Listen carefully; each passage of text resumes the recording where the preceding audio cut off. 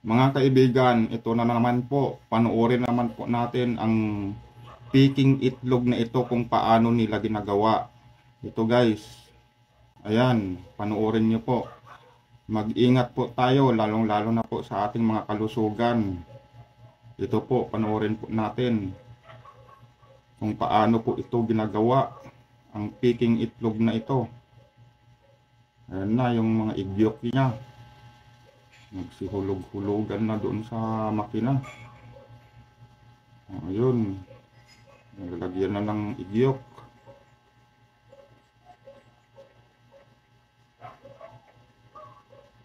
Nalagyan ng itlog yung shell. Igyok yung shell pala. Ayan, panoorin yung maayos guys. Ganyan pala ang ginagawa nila. Ayun. Tingnan mo naman kung gaano nila ginagawa itong piking itlog na ito.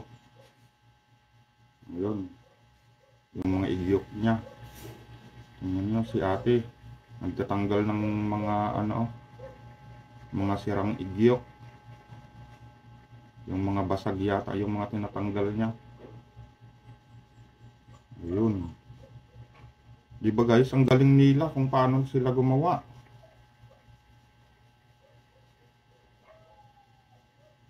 Yan, ganyan sila gumawa guys ng igyok. Ng piking itlog na ito. Tingnan nyo ng maayos guys. Ayun. Di ba guys, ang galing nila guys.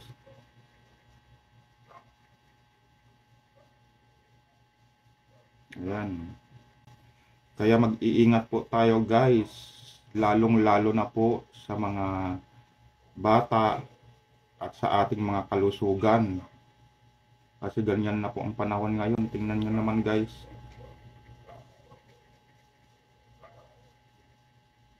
Yung mga idyok, naglutangan na.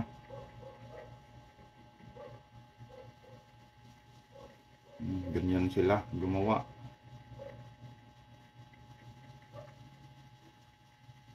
Yan. Pinapadaan din pala sa makina guys, no? Yung mga shell nya. Yun. Ayun na, nabuo na yung itlog guys. Ano, parang itlog talaga ng totoo, ano. Yun, namimili sa atin ng mga maliliit yata. Tingnan nyo naman, oh. Parang hindi siya piki. Tingnan guys, ano.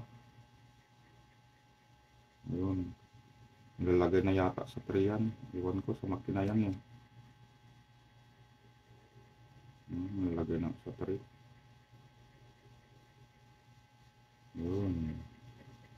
Ganyan sila gumawa ng piking itlog. Ayun na. Ito naman, itlog naman yata to na native. Kasi kakaiba yung yung kulay niya. Nilagay pa sa tubig. Ang galing talaga nila gumawa guys, parang makatotohanan, no? Tingnan nyo naman.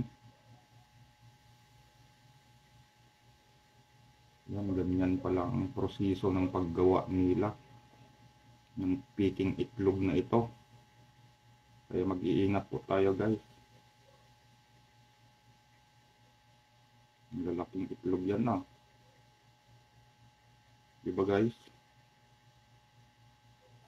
Kaya dapat mapanuri tayo sa ating mga kinakain or binibili para na rin po sa ating kalusugan guys. Kaya tingnan nyo maayos guys, oh. Ayan.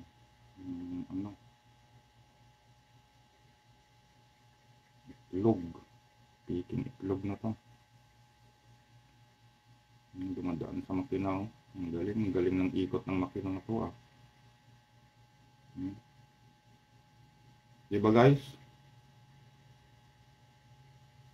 Galing talaga nila guys, oh. Yun na, yung mga igyok niya.